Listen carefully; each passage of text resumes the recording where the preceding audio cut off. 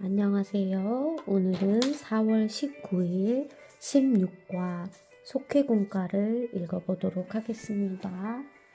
제목은 즐거이 성전 봉헌식을 행하니 이고요. 오늘의 말씀 에스라 6장 13절에서 22절 말씀입니다. 그런데 6장 전체를 읽어보도록 하겠습니다. 이에 다리오 왕이 조서를 내려 문서 창고 곧 바벨론에 보물을 쌓아둔 보물 정각에서 조사하게 하여 메데도 앙메다 공성에서 한 두루마리를 찾았으니 거기에 기록하였으되 고레스 왕 원년에 조서를 내려 이르기를 예루살렘에 있는 하나님의 성전에 대하여 이르노니 이는 성전 곧 제사 드리는 처소를 건축하되 지대를 견고히 쌓고 그 성전의 높이는 60규빗으로 너비도 60규빗으로 하고 큰 돌 3켜에 새 나무 1켜를 놓으라. 그 경비는 다 왕실에서 내리라. 또 느부갓네살이 예루살렘 성전에서 탈취하여 바벨론으로 옮겼던 하나님의 성전 금, 은 그릇들을 돌려보내어 예루살렘 성전에 가져다가 하나님의 성전 안 각기 제자리에 둘지니라 하였더라. 이에 유브라데강 건너편 총독 다뜨네와 스날보스네와 너희 동관 유브라데강 건너편 아바삭 사람들은 그곳을 멀리하여 하나님의 성전 공사를 막지 말고 유다 총독과 장로들이 하나님의 이 성전을 제자리에 건축하게 하라.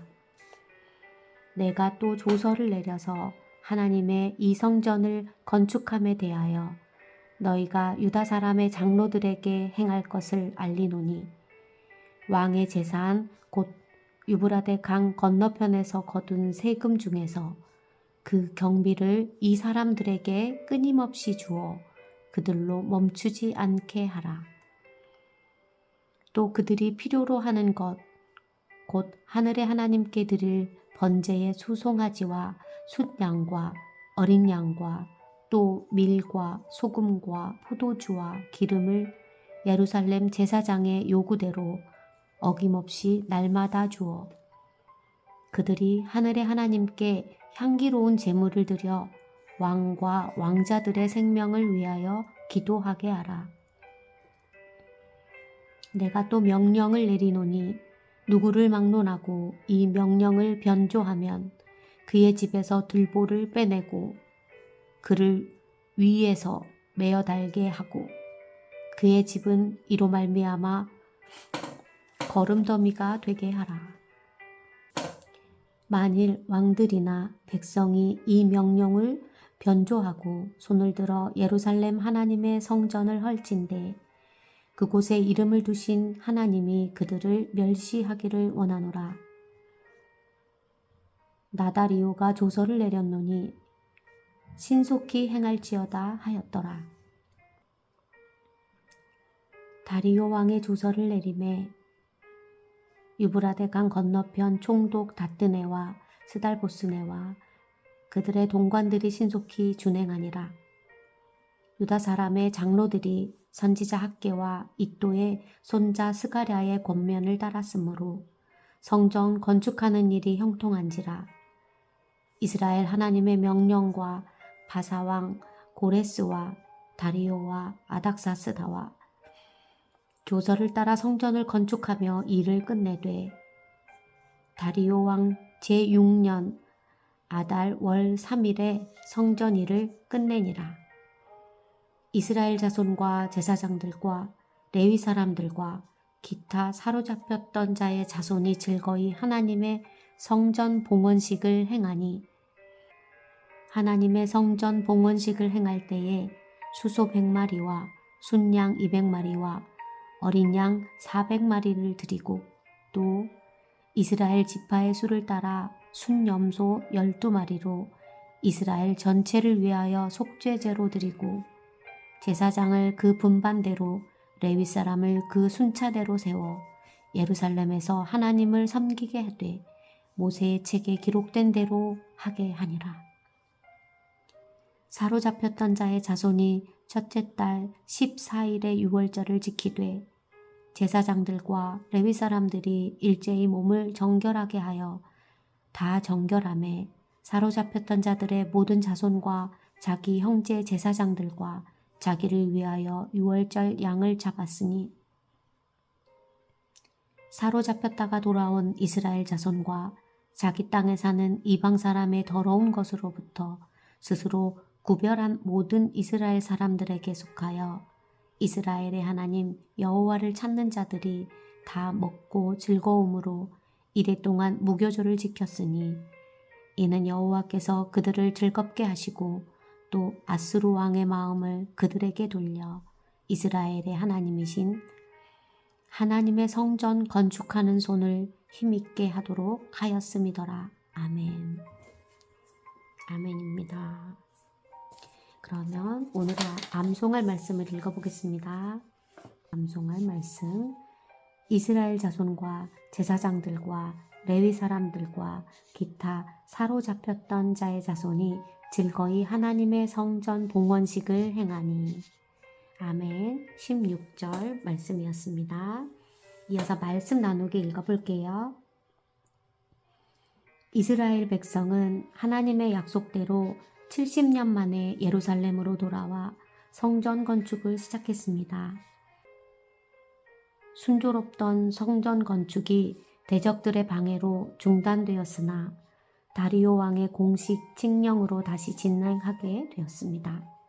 여러 난관 속에서도 성전 건축은 완공되었고 이스라엘 백성은 한 마음으로 기뻐하며 성전 봉헌식을 거행하게 했습니다. 성전 봉헌식이 즐거움의 축제가 된 이유는 무엇인가요? 첫째, 중단됐던 성전 건축이 완공되었기 때문입니다. 다리오 왕이 성전 건축을 허락하는 조서를 내리자 총독과 관리들은 신속하게 명령을 준비했습니다. 선지자 학개와 스가랴의 권면에 따라 유다의 장로들은 계속해서 성전을 지었고 모든 과정은 순조롭게 진행되었습니다. 하나님은 바사바 왕 고레스와 다리오 아닥사스다의 마음을 움직여 조서를 내리게 하시고 다시 성전 건축이 이루어지게 하셨습니다. 하나님의 손에 붙들리면 누구라도 하나님의 도구로 쓰임을 받습니다. 하물며 하나님의 일을 방해하는 세상 지도자들도 하나님의 도구로 쓰임을 받습니다. 우리가 믿는 하나님은 어떤 상황 속에서도 합력하여 선을 이루시는 분입니다. 하나님이 역사하시면 불가능한 일이 가능으로 바뀝니다. 이러한 하나님을 믿고 의지할 때 우리 삶이 형통합니다. 둘째, 속죄제로 정결하게 되었기 때문입니다. 제사장들과 레위 사람들 그리고 잡혀갔다가 돌아온 사람들이 기뻐하며 성전 봉헌식을 행했습니다. 백성들은 이 축하의식에서 수소 100마리와 순양 200마리, 어린 양 400마리를 드렸고 속죄제를 위해 이스라엘 지파의 수대로 순염소 12마리를 바쳤습니다. 모세의 책에 기록된 대로 갈래별로 제사장을 세우고 무리별로 레위인을 배치해 하나님을 섬기게 했습니다.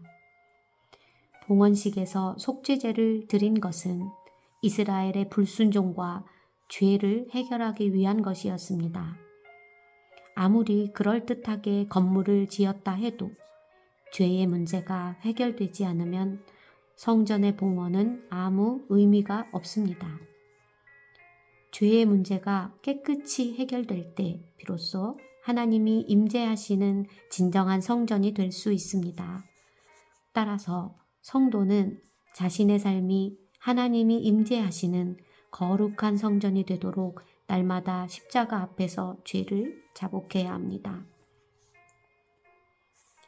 셋째, 유월절을 지켜 하나님의 백성임을 확인했기 때문입니다. 바벨론 포로 생활에서 돌아온 이스라엘 백성은 유월절을 지켰습니다. 유월절은 애굽의 압제에서 구원받는 날을 기념하며 백성을 향한 하나님의 특별한 사랑을 기억하는 절기입니다. 모든 제사장과 레위 사람들은 이 절기를 지키기 위해 몸을 정결하게 하고 양을 잡았습니다. 귀환한 이스라엘 백성뿐 아니라 하나님을 찾으며 구별된 삶을 살아가는 이방 사람들도 이 뜻깊은 예식에 참여할 수 있었습니다. 유월절과 같은 인간을 향한 하나님의 구원 계획은 모두에게 열려 있습니다. 그리스도의 십자가 은총을 믿는 사람은 누구라도 하나님의 자녀가 될 수 있습니다. 성도는 모든 사람이 구원받고 진리를 알기 원하시는 하나님의 마음을 깨달아 복음을 전해야 합니다. 예루살렘 성전 봉헌식에는 즐거움이 넘쳤습니다. 하나님이 형통케 하셨고 속죄제로 정결하게 하셨으며 유월절을 통해 하나님의 백성임을 확증해 주셨습니다. 우리도 다르지 않습니다. 형통하게 하시는 하나님을 신뢰하고 마음의 성전을 회복하여 기쁨이 충만한 삶을 살아야 합니다. 아멘, 아멘입니다. 오늘 4월 19일차 말씀 다 읽었습니다. 오늘의 말씀을 생각하면서 기도하고 마무리하시면 되겠습니다. 수고하셨습니다.